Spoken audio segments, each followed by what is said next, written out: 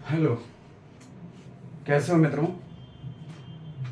जैसा कि आप जानते हैं कि हम उत्तर प्रदेश एनोमस की एक श्रृंखला चला रहे हैं जिसमें आपको अभी तक मैंने बहुत सारे रीजनिंग के टॉपिक्स कवर कराए हैं। उसी श्रृंखला में आज हम लेकर आए हैं आपके सोशल स्टडी के कुछ महत्वपूर्ण प्रश्न जो आपको एग्ज़ाम में जो है बहुत मदद करेंगे। तो उसमें से पहला प्रश्न है, संविधान की आत्मा किसे कहा जाता है? तो ये आर्टिकल 32 जिसको भीमराव अम्बेडकर जी ने प्रस्तावना कहा है और इसी को संविधान की आत्मा कहा गया है। दूसरा सवाल है कि विश्व का पहला लिखित संविधान किस देश का है? तो इसका उत्तर है अमेरिका। अगला सवाल है, विश्व का पहला लिखित संविधान कौन सा है? विश्व का पहला लिखित संविधान पूछा है। विश्व का पहला लिखित संविधान किस देश के पास है? विश्व का पहला लिखित संविधान किस देश के पास है या किस देश का है? तो आंसर आ जाएगा आपका पहला लिखित संविधान ब्रिटेन का है। किसका है? ब्रिटेन का। उसके बाद अगला सवाल बहुत ज्यादा कई सारे एग्जाम्स में पूछा जाने वाला सवाल, बहुत प्रचलित सवाल है ये। अंतरराष्ट्रीय योग दिवस कब मनाया जाता है? अंतरराष्ट्रीय योग दिवस कब मनाया जाता है? बच्चों ये सारे क्वेश्चन आप अपनी कॉपी पे नोट कर लीजिए और इनको याद करिए, और नहीं तो ये नहीं नोट कर पा रहे हैं तो आप जो है इस वीडियो को रिवाइंड कर करके बार बार देखिए। अंतरराष्ट्रीय योग दिवस कब मनाया जाता है? तो आपको पता होगा अंतरराष्ट्रीय योग दिवस 21 जून को मनाया जाता है। 21 जून को मनाया जाता है। इसी तरह से जगन्नाथ मंदिर कहाँ है? जगन्नाथ मंदिर कहाँ है? जगन्नाथ मंदिर कहाँ है? तो जगन्नाथ मंदिर उड़ीसा में है। कहाँ है? उड़ीसा में है। जगन्नाथ मंदिर कहाँ है? उड़ीसा में है। पुष्कर मेला कहाँ लगता है? ये सारे इंपॉर्टेंट क्वेश्चन हैं जो आपके एनुअल परीक्षा में पूछे जा सकते हैं। पुष्कर मेला कहाँ लगता है? कहाँ लगता है? तो पुष्कर मेला आपको बता दें, पुष्कर जो है ये अजमेर में लगता है। पुष्कर मेला अजमेर में लगता है। राष्ट्रपति अपना त्याग पत्र किसे दे सकता है? राष्ट्रपति, ये आपका कहां से सवाल बनाया गया है? नागरिक जीवन से। राष्ट्रपति अपना त्याग पत्र किसे सौंप सकता है? किसे सौंप सकता है? तो राष्ट्रपति जो है अपना त्यागपत्र किसे देगा? उपराष्ट्रपति को। किसे देगा? उपराष्ट्रपति को। अगला सवाल है, राष्ट्रपति को अध्यादेश जारी करने राष्ट्रपति को अध्यादेश जारी करने का अधिकार कौन सा अनुच्छेद देता है? का अधिकार कौन सा अनुच्छेद देता है? कौन सा अनुच्छेद देता है? तो आपको बताऊं, अनुच्छेद 123 123 अनुच्छेद 123 के अंतर्गत राष्ट्रपति को अध्यादेश जारी करने की शक्ति प्राप्त है या उसको जो है अधिकार देता है। अगला सवाल है, भारत में आधुनिक शिक्षा का जन्मदाता किसको कहा जाता है? भारत में आधुनिक शिक्षा का जन्मदाता किसे कहा जाता है? किसे कहा जाता है? आधुनिक शिक्षा का जन्मदाता किसे कहा जाता है? तो उत्तर आएगा लॉर्ड मैकाले को आधुनिक शिक्षा का जन्मदाता कहा जाता है। अगला प्रश्न है, जहांगीर के दरबार में सबसे पहले कौन आया था? तो जहांगीर के दरबार में सबसे पहले आया था कैप्टन हॉकिंस 1608 में। जहांगीर के दरबार में सबसे पहले आया कौन? 1608 में कैप्टन हॉकिंस। एक मिनट रुक जाइए, इसको साफ करना पड़ेगा। तो जहांगीर के दरबार में सबसे पहले आया कैप्टन हॉकिंस। क्वेश्चन नंबर 10 है, जहांगीर के दरबार में सबसे पहले कौन आया या कौन अंग्रेज अफसर आया? तो आएगा यहां पर कैप्टन हॉकिंग्स, कैप्टन हॉकिंग्स 1608 में, 1608 में। आपसे तिथि नहीं पूछी जाती इतने छोटे सवालों में, परंतु चलिए ये देखिए मेरे हाथ के बनाए हुए अपने ही क्वेश्चंस हैं जो मैं 2025-26 के एग्जाम में जो मेरे विद्यालय से जो बच्चे बैठे उन्होंने रायबरेली जिले में टॉप 5 में स्थान पाया और कुल 8 में से 6 बच्चे टॉप 30 में सेलेक्ट हुए हैं। तो इस तरह के पेपर्स बनाकर मैं उनका खुद जो है टेस्ट लिया करता था। तो वही आपके लिए मैं यहाँ पर क्वेश्चंस लेकर आया हूँ। पृथ्वी के लिए, पृथ्वी का के प्राकृतिक उपग्रह का क्या नाम है? पृथ्वी के प्राकृतिक उपग्रह का क्या नाम है? तो पृथ्वी का एकमात्र आपको पता होगा एक ही उपग्रह है जिसका नाम चंद्रमा। और सबसे ज्यादा उपग्रह किसके हैं बताइए? सबसे ज्यादा उपग्रह किस ग्रह के हैं? सबसे ज्यादा उपग्रह किस ग्रह के हैं? किस ग्रह के हैं? तो उत्तर आएगा आपका बृहस्पति। किसके? बृहस्पति। इसके बाद शनि के हैं। तो बृहस्पति के लगभग 69 उपग्रह हैं। अगला सवाल है, ध्वनि की चाल सबसे अधिक किसमें होती है? ध्वनि की चाल ठोस द्रव गैस में से सबसे ज्यादा किसमें होती है? ठोस द्रव गैस में सबसे ज्यादा किसमें होती है? किसमें होती है? ध्वनि की चाल सबसे ज्यादा ठोस द्रव गैस में से किसमें होती है? तो ठोस में ध्वनि की चाल सबसे ज्यादा होती है। आगे चलते हैं। क्वेश्चन, इंटरनेट एक्सप्लोरर क्या है? तो इंटरनेट एक्सप्लोरर क्या है? तो इंटरनेट एक्सप्लोरर क्या है? ये एक ब्राउजर है। जैसे आपने और सारे ब्राउजर सुने होंगे, आप जो है सर्च इंजन सुने होंगे, गूगल है, ठीक है, तो सर्च इंजन है और ये एक ब्राउजर है, ठीक है।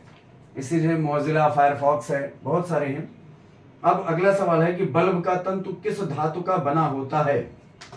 बल्ब का तंतु किस धातु का बना होता है?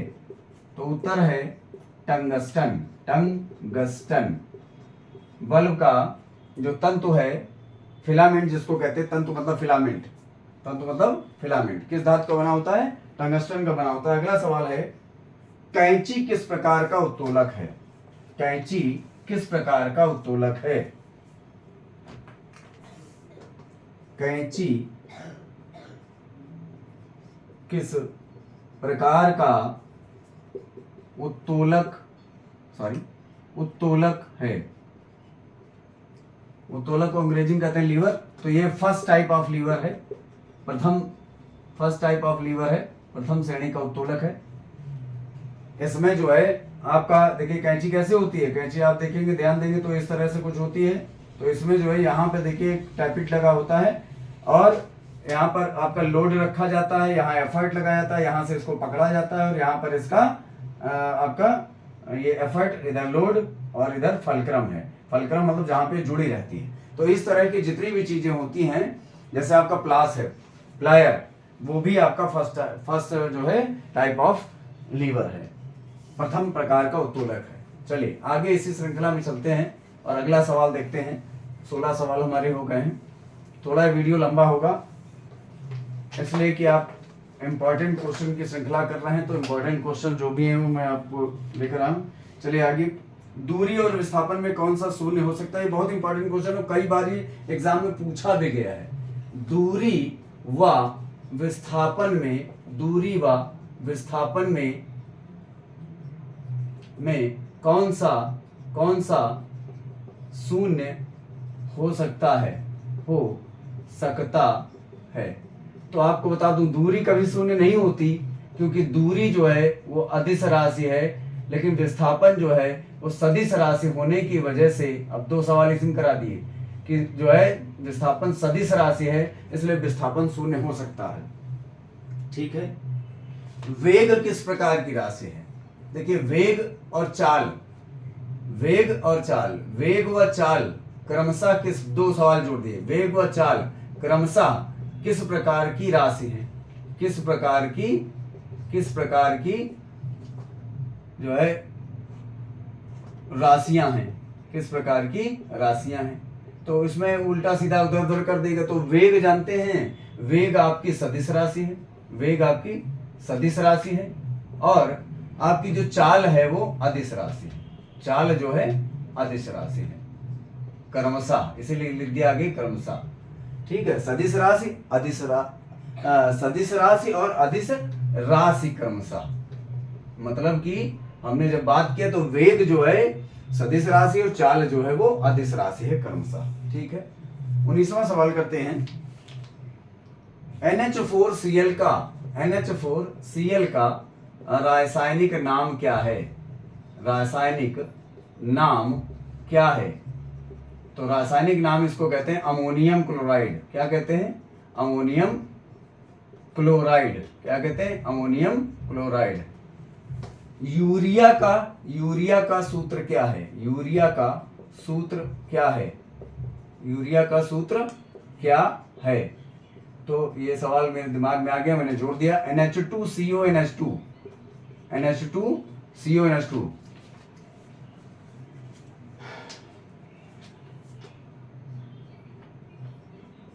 ठीक है, NH2CONH2 हो गया।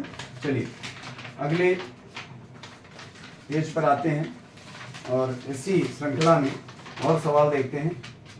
एड्स रोग का पता लगाने के लिए कौन सा टेस्ट किया जाता है। Ads acquired immuno deficiency syndrome, ऐसा होता है इसका फुल फॉर्म। ठीक है, तो एड्स रोग का पता किस टेस्ट से चलता है, किस टेस्ट से चलता है। तो एक एलिसा टेस्ट होता है शायद, हाँ ठीक है, ELISA test, ALISA, ELISA test या एलिसा टेस्ट कहते हैं। तो इससे जो है आपका एड्स का पता चलता है। अगला क्वेश्चन है, पीलिया रोग से शरीर का कौन सा अंग प्रभावित होता है। पीलिया ठीक है, रोग से शरीर का कौन सा अंग प्रभावित होता है। तो बता दूं आपको, पीलिया जो है कहां इफेक्ट डालता है, पीलिया का लीवर पर इफेक्ट डालता है। काहे पर, लीवर। ठीक है, अगला सवाल देखते हैं। अगला सवाल है, सिनकोना वृक्ष के किस भाग से मलेरिया की दवा बनाई जाती है। तो दो सवाल हो गए इसी में, देखिए, मलेरिया की दवा सिनकोना वृक्ष की छाल से बनाई जाती है, एक तो ये हो गया सवाल। छाल से सिनकोना वृक्ष की छाल से किस रोग की दवा बनाते हैं, ऐसे उल्टा कर दिया सवाल। तो काहे की दवा बनाते हैं भाई, आप बताइए। सिनकोना काहे की दवा बनाते हैं, मलेरिया की। काहे की, तो मलेरिया रोग की दवा जो है वो सिनकोना नामक एक वृक्ष है उसकी छाल से बनाया जाता है। अगला 24 नंबर सवाल है, मलेरिया परजीवी को नष्ट करने में प्रयुक्त औषधि। मलेरिया के परजीवी, मलेरिया होता कहाँ से, मादा एनफ्लीज मच्छर होती है उसके काटने से होता है। मलेरिया के परजीवी को खत्म करने के लिए या नष्ट करने के लिए, खत्म करने हेतु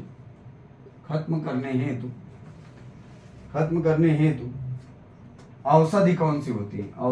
कौन सी औषधि उपयुक्त है, तो क्लोरोक्विन नाम होता है, क्लोरोक्विन। इसका आंसर है क्लोरोक्विन। और मलेरिया जो है मादा एनफ्लीज मच्छर के काटने से होता है, ये भी एक सवाल याद रखिएगा। अगला है, चिप्स वाले पैकेट में कौन सी गैस भरी होती है। ये अच्छा सवाल है। चिप्स के पैकेट में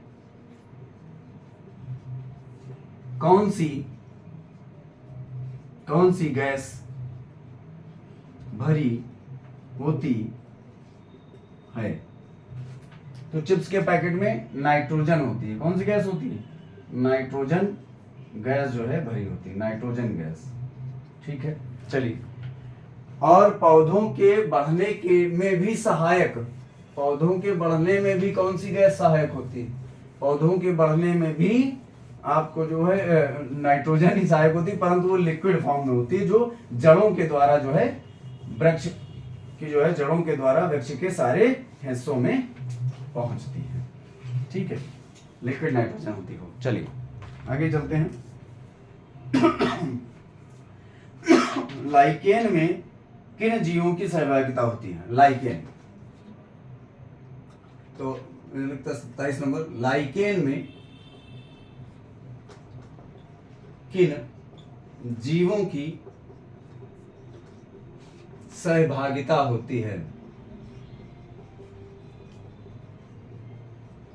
शैवाल और कवक। लाइकेन में जो है शैवाल व कवक पाए जाते हैं, शैवाल व कवक पाए जाते हैं। ठीक है, लाइकेन में शैवाल व कवक पाए थे।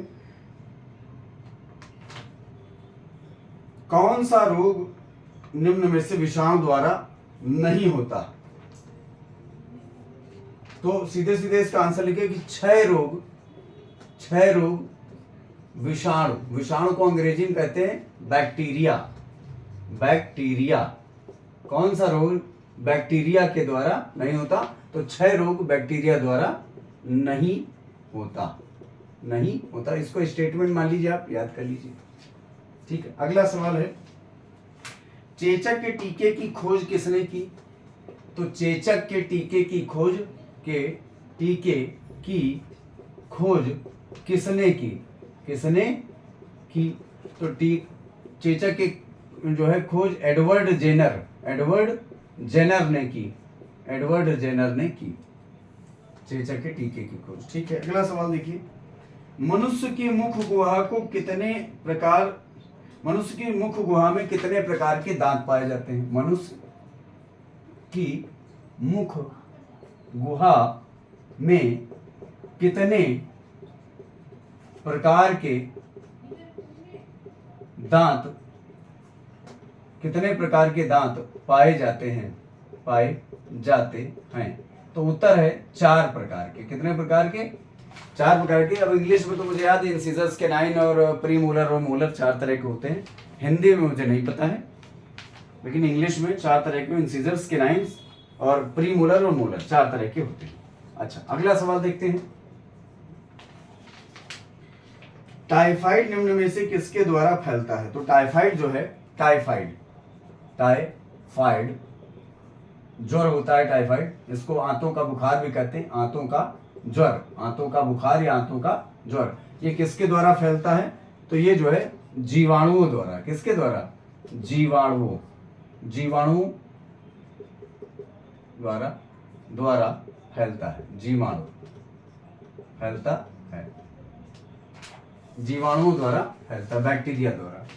सॉरी, ये विषाणु जो था इसको ठीक कर लिया कि ये वायरस होता है अंग्रेजी में, सॉरी, ये वायरस होता है और ये आपका जीवाणु जो है ये बैक्टीरिया होता है। सॉरी, समझ आते हैं, फ्लो में वो थोड़ा सा रॉन्ग हो गया। चलिए, जीवाश्म ईंधन निम्न में से किस प्रकार की चट्टानों में पाया जाता है? बहुत इंपॉर्टेंट सवाल है। जीवाश्म ईंधन किस प्रकार की चट्टान में मिलता है? किस प्रकार की चट्टान में मिलता है? तो जीवाश्म ईंधन जो है आपको बता दूं अवसादी चट्टानों में मिलता है। कौन सी चट्टानों में? अवसादी चट्टानों में मिलता है। अवसादी चट्टान जितने भी पेट्रोलियम पदार्थ हैं वो सारे ही अवसादी चट्टानों में मिलते हैं, सारे। ठीक है, लाखों सालों में जो है जीवाश्म ईंधन ये अवसादी चट्टानों का निर्माण होता है। चलिए, अगला सवाल है कि भोपाल गैस त्रासदी में कौन सी गैस का रिसाव हुआ था? भोपाल गैस त्रासदी में कौन सी गैस का रिसाव हुआ था? तो वैसे तो इसको MIC कहते हैं, लेकिन इसका फुल फॉर्म है मिथाइल आइसोसाइनाइड। मिथाइल आइसोसाइनाइड, ठीक है, मिथाइल आइसोसाइनाइड।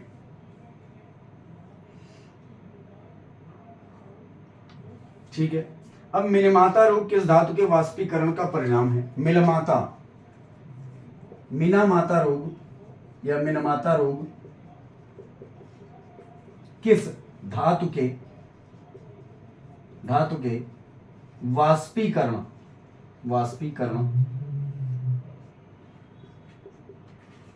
का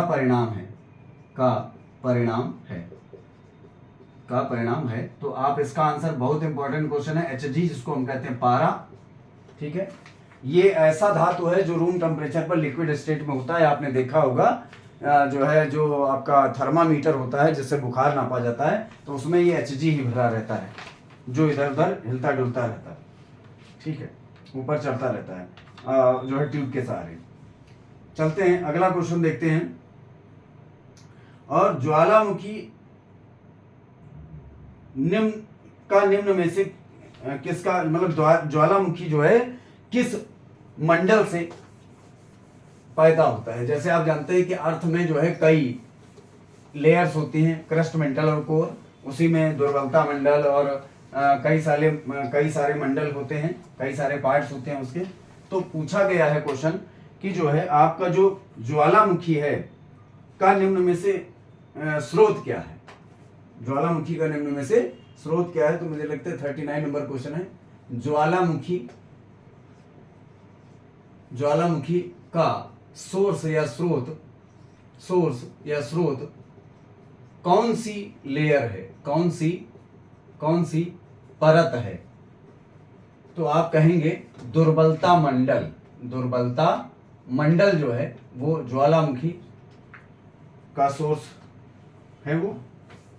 ठीक है, विश्व जल दिवस 22 मार्च, बहुत इंपॉर्टेंट क्वेश्चन है। विश्व जल दिवस,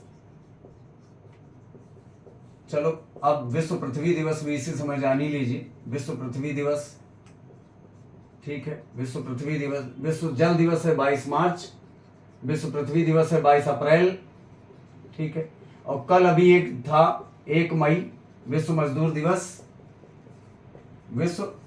दिवस। तो ये सारे ही इंपॉर्टेंट हैं आपके लिए। चलिए आगे चलते हैं। R4 सिस्टम में 3R का मतलब क्या है? R4 सिस्टम, बहुत अच्छा क्वेश्चन है। में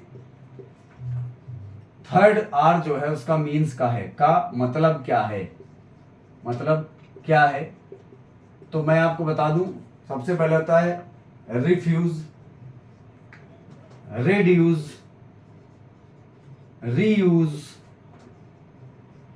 और रिसाइकल। तो जो 3R है, पहला है रिफ्यूज कि मत यूज करिए, दूसरा है रेड्यूस, कम से कम यूज करिए, तीसरा है रीयूज और चौथा है रिसाइकल। तो इसमें जो उत्तर है वो रीयूज जो है, थर्ड R का यही मतलब है। रिफ्यूज, रेड्यूस, रीयूज और रिसाइकल। हो सकता है अगली बार पूछ ले R2 का क्या मतलब है, तो रेड्यूस है। ठीक है, ये सवालों के। मनुष्य में उसके भार का कितना प्रतिशत जल के रूप में पाया जाता है? मनुष्य का उसके भार में कितना प्रतिशत जल होता है? कितना प्रतिशत जल के रूप में पाया जाता है? जल के रूप में पाया जाता है। कहने का मतलब यह है कि अगर आपका 100 किलो वजन है तो कितना आपके अंदर पानी है? तो 100 किलो अगर आपका वजन है तो 70 किलो पानी है आपका, ये समझिए 70 किलो पानी है। चलिए तो आगे करते हैं। मनुष्य बिना जल के कितने दिन तक जीवित रह सकता है? ये एनसीईआरटी का क्वेश्चन है और इसका उत्तर मनुष्य बिना जल के, बिना जल पिए, बिना पानी पिए कितने दिन तक जीवित रह सकता है? देखिए ऐसे सवालों पर बहस हो सकती है, परंतु जो एनसीईआरटी कहती है वो ये कहती है कि मनुष्य जो है लगातार 6 दिन तक अगर बिल्कुल पानी न पिए तो ये जिंदा कम से कम इतने दिन तक जिंदा रह सकता है। राष्ट्रीय जल नीति कब बनाई गई? 46 है। राष्ट्रीय जल नीति कब बनाई गई? तो राष्ट्रीय जल नीति बनाई गई सन 2002 में। वायुमंडल में कितने % कार्बन है? तो वैसे तो आपको सबको पता होगा, वायुमंडल में जो है लगभग 21% है। अगर एग्जैक्टली बात की जाए तो 20.98% जो है वो ऑक्सीजन पाई जाती है। वायुमंडल में 47 क्वेश्चन है। वायुमंडल में नाइट्रोजन और कार्बन डाइऑक्साइड कितने रेशियो में है? तो नाइट्रोजन देखिए लगभग 78 और ये जो है आपका जो है 21% है। ठीक है, नाइट्रोजन और कार्बन डाइऑक्साइड का अगर परसेंटेज पूछे तो ये जो है 78% और ये जो है आपका 21% है। इस तरह से मैंने दोनों सवाल को एक जगह बता दिया आपको। ठीक है, चलिए आगे। तो प्रोजेक्ट एलिफेंट कब शुरू किया गया? प्रोजेक्ट एलिफेंट ये जो है हाथियों को बचाने के लिए केंद्र सरकार द्वारा चलाया गया एक प्रोजेक्ट था। कब चलाया गया? तो प्रोजेक्ट एलिफेंट जो 1992 में और प्रोजेक्ट टाइगर जो है वो 1993 में। प्रोजेक्ट टाइगर 1993, ये भी याद कर लीजिए, मुझे याद है। प्रोजेक्ट टाइगर ये भी चलाया गया था। कब चलाया? प्रोजेक्ट टाइगर जो है चलाया गया 1993 में। ठीक है, 50वां सवाल करते हैं। दुधवा राष्ट्रीय उद्यान कहां पर है? दुधवा राष्ट्रीय उद्यान बहुत इंपॉर्टेंट क्वेश्चन है। दुधवा राष्ट्रीय उद्यान कहां है? तो लिखेंगे उत्तर इसका लखीमपुर खीरी उत्तर प्रदेश। लखीमपुर खीरी उत्तर प्रदेश। और आपको इसी से एक जानकारी देता हूं कि लखीमपुर खीरी उत्तर प्रदेश का सबसे ज्यादा क्षेत्रफल वाला जिला है। उत्तर प्रदेश का सबसे ज्यादा क्षेत्रफल वाला जिला है। सबसे ज्यादा क्षेत्रफल वाला जिला उत्तर प्रदेश का लखीमपुर खीरी है। और हम लोग अपने वीडियो को यहीं पर रैप अप करते हैं, वाइंड अप करते हैं और मिलेंगे इसी तरह आगे सोशल स्टडी और अन्य जो है इंपॉर्टेंट क्वेश्चनों की श्रृंखला में। तब तक जय हिंद, जय भारत।